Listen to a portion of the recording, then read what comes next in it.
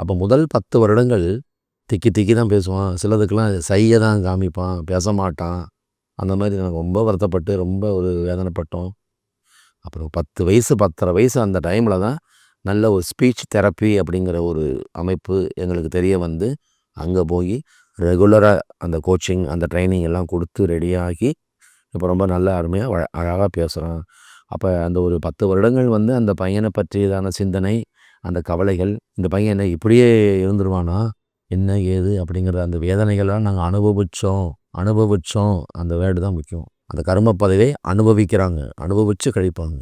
அந்த அமைப்பில் வந்து எங்களுக்கு இப்படி ஒரு அமைப்பு என் ஜாதகத்தில் இருக்குது, இதனால தான் என் மகனுக்கு இப்படி ஒரு வினைப்பாடு வந்தது இப்போ தான் சார் தெரியும். அது இப்போ தான் நாங்கள் தெரிஞ்சுக்கிட்டோம். அவருடைய குறிப்பிட்ட ஜாதகத்தை கொடுத்து பார்க்கும்போது சில ஜோதிடர்கள் சில வழிமுறைகள் சொன்னாங்க.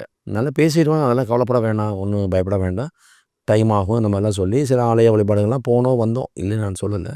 ஆனால் என் ஜாதகத்தில் ஒரு குறிப்பிட்ட நட்சத்திர பாதத்தில் இந்த வினைப்பதிவு இருக்குது அப்படிங்கிறது நீங்கள் சொல்கிறது ஒரு ஆச்சரியமான விஷயமா இருக்குது.